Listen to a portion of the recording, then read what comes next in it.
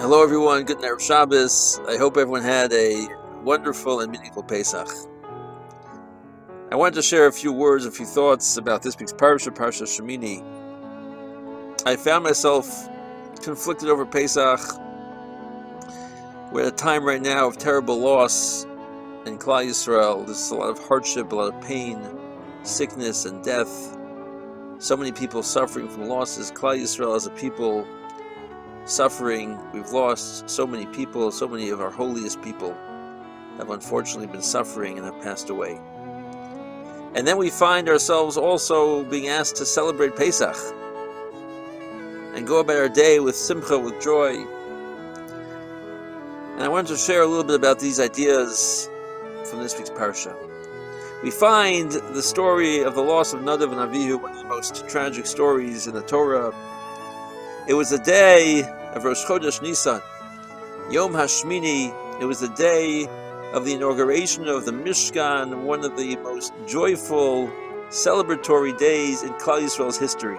They had built the abode for the Shekhinah, the divine presence had come down from heaven, and there was singing and dancing and joy on an incredible level. And then tragedy strikes. Nadav and Avihu made a mistake. They brought an unauthorized service.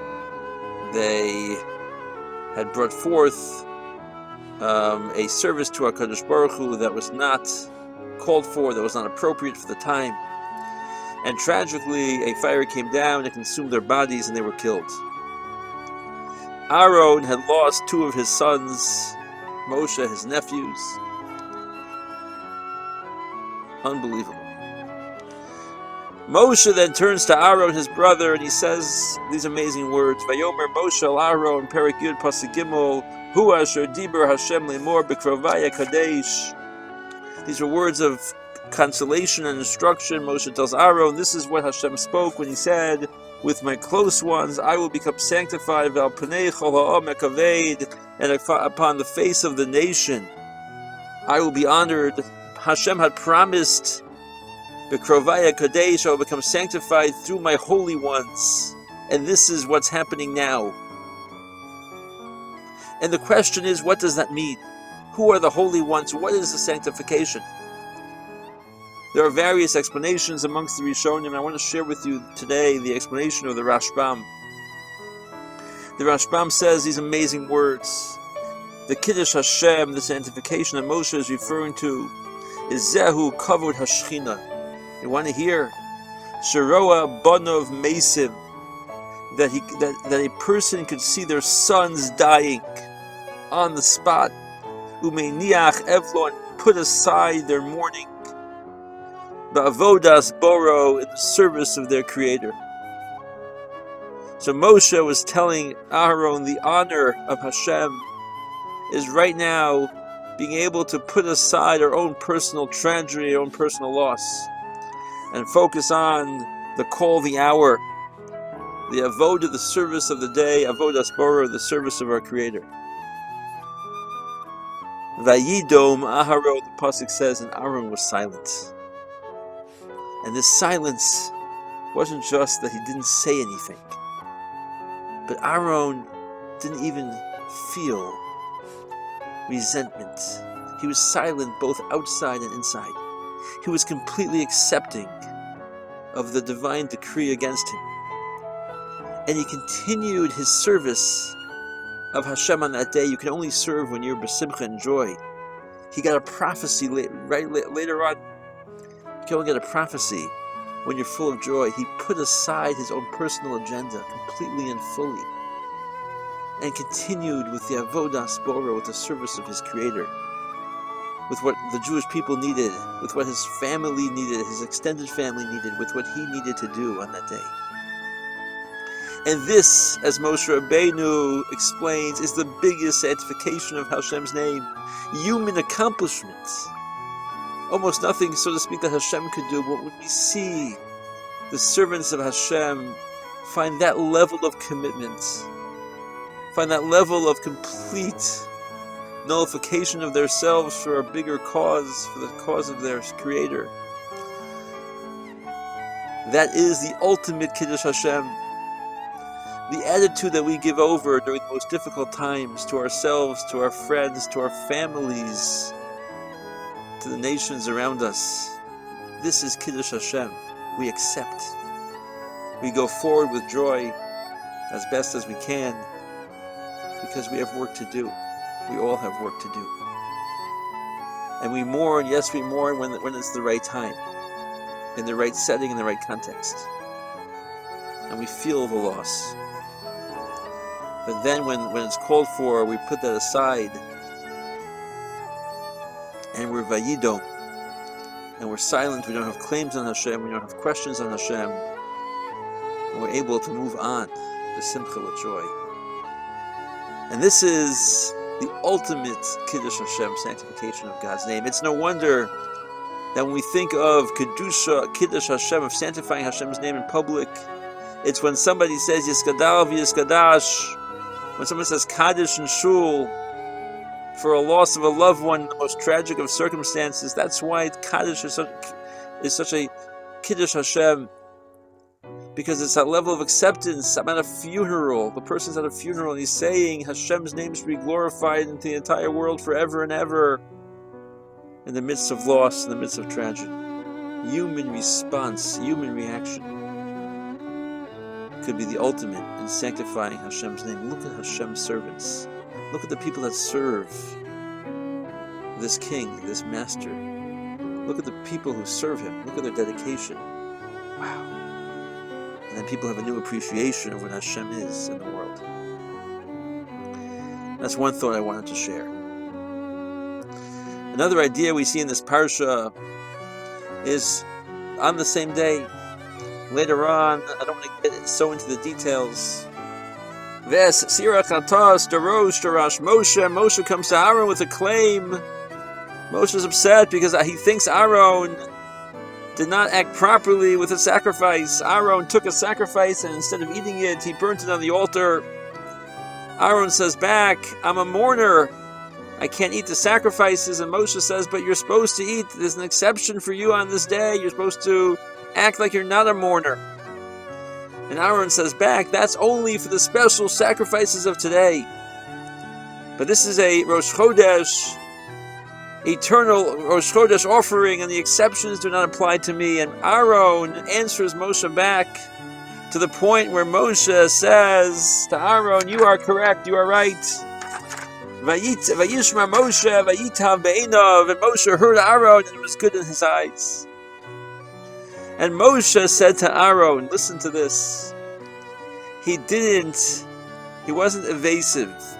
He didn't even say, if you read Rashi carefully, he didn't say, you're right, I never heard this from God, but it seems that you're saying good, like we say, you're saying good. He didn't say that.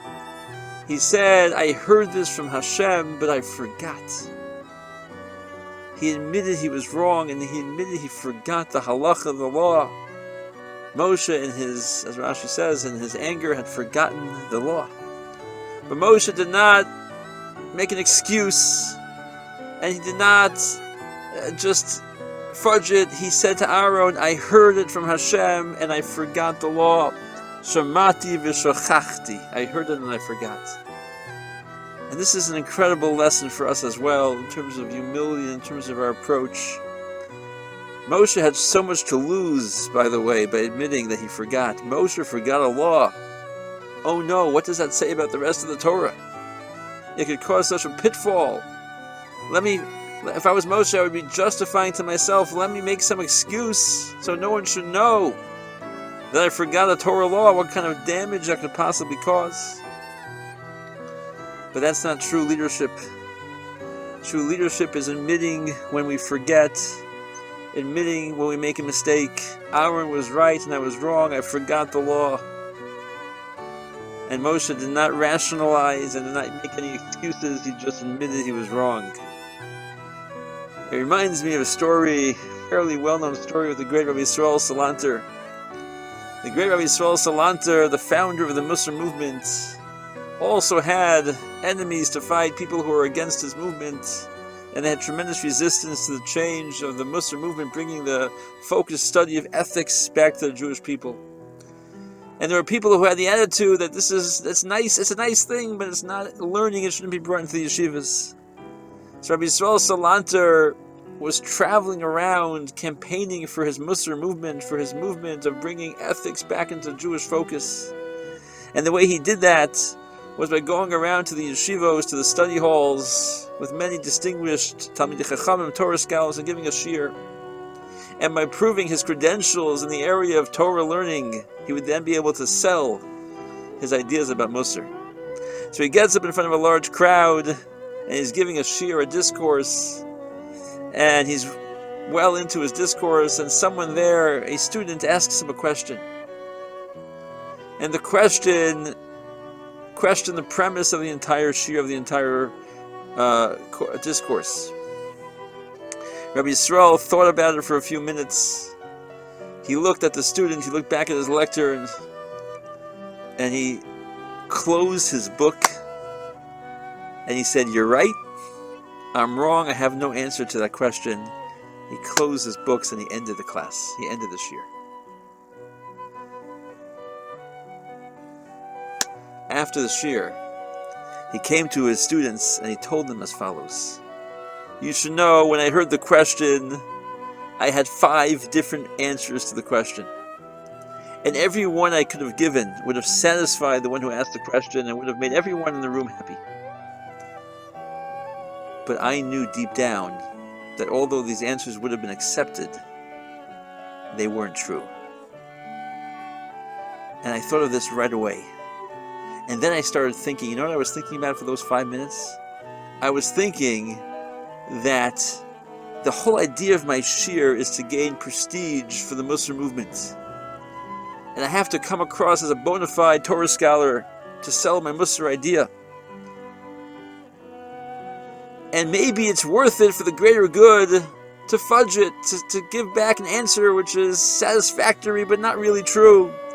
Just for the greater good, the cause that I'm trying to sell, the cause of selling Musar, of giving over this incredible thing to Klal Yisrael, to the Jewish people. And then I thought to myself, can't do that. It may have been worth it. It would not be worth it. I can't sell emes with sheker. I can't sell truth with falsehood. I can't do something not musardik in order to promote Musar. And therefore he decided not to do it. And this is ehrlichkeit, this is genuine honesty. And this is what Moshe Rabbeinu reminds me of. He had every reason to rationalize, every reason to pretend he knew and pretend something or another and fudge it, but he decided not to. And this is humility, this is honesty, this is something that's so foreign to us today, with leaders that we have that are always making excuses and trying to put themselves in a better light and never admit they were wrong. We as proud Jews have to be able to admit when we're wrong, have to admit when we don't know. There is so much going on in the world today that we don't know. We don't need to come up with explanations, we just have to accept. So let us take this example of Aaron, of silence and acceptance, and rising above our circumstances as best as we can. And let us take this example of Moshe, of humility, of admitting sometimes when things are beyond us, this whole situation is so beyond us, we don't know why this is happening. But we shoulder on and we continue and we persevere. And us as individuals, as families, and as a community, we will continue to persevere as best as we can with simcha, with joy, with acceptance, and with humility that we just don't understand the ways of Hashem. Everyone have a wonderful Shabbos, and please keep in touch.